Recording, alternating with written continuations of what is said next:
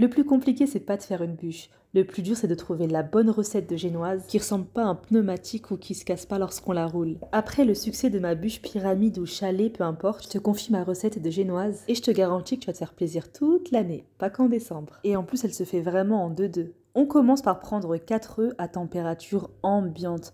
On va séparer les blancs des jaunes pour pouvoir monter les blancs en neige. Au bout de 30 secondes environ, quand les blancs deviennent mousseux comme ça, on verse lentement 100 g de sucre. En fait, le sucre permet de serrer les blancs, ça évite que les blancs retombent. Et ça va apporter une texture mousseuse, de la légèreté à la génoise.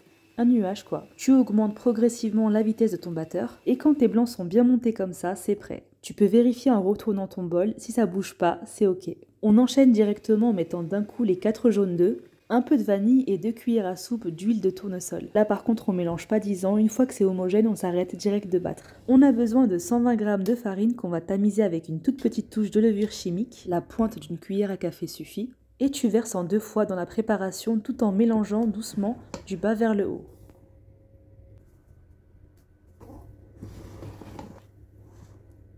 On obtient une pâte lisse et sans grumeaux. Bon, j'espère que là tu t'es pas endormi car là c'est la dernière ligne droite. Sur une feuille de papier cuisson ou un moule en silicone, tu verses ta préparation et tu balances ta génoise au four à 175 degrés pendant 10 minutes, un four que tu as préchauffé avant, on est d'accord. Mais avant ça, on tapote 2-3 fois sur la table pour faire ressortir les bulles d'air. Voilà, on doit obtenir une génoise à peine colorée, parce qu'une génoise trop cuite se casse lors du roulage. Là, tu peux éventuellement saupoudrer de sucre glace pour pas qu'elle colle lorsqu'on va la retourner. Là, on peut voir qu'elle est légère, hyper moelleuse. Et donc on démoule dès la sortie du four et on l'enroule délicatement dans le papier cuisson.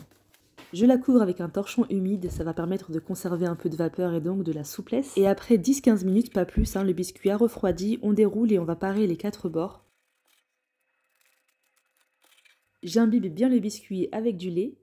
Et la garniture, c'est au choix. D'ailleurs, ça m'intéresse, tu la garnirais avec quoi ta bûche? Si tu veux la recette de la crème chantilly et du coulis, dis-le moi en commentaire, je te la posterai. Donc là, c'est important de faire un genre de boudin au bout pour que ça fasse joli. Et ça va aussi aider à rouler, donc soit tu mets des fruits, soit tu mets tout simplement plus de chantilly ou de ganache à ce niveau-là. Tu roules délicatement en serrant légèrement, pas trop. Tu peux maintenant la décorer et la laisser toute une nuit avant de la déguster. Alors perso, comme j'avais le temps, j'ai attendu le lendemain avant de la décorer, juste avant de servir. Voilà une idée de déco. Et ne rate pas la découpe à la fin, c'est un nuage de biscuits, ça fond dans la bouche carrément. Et les filles, je me suis levée dimanche très tôt pour faire le montage, rien que pour vous parce que vous m'avez demandé sur Insta une recette de génoise. Je compte sur vous pour liker à fond et abonne-toi si c'est pas fait pour ne pas rater mes prochaines astuces et recettes maison.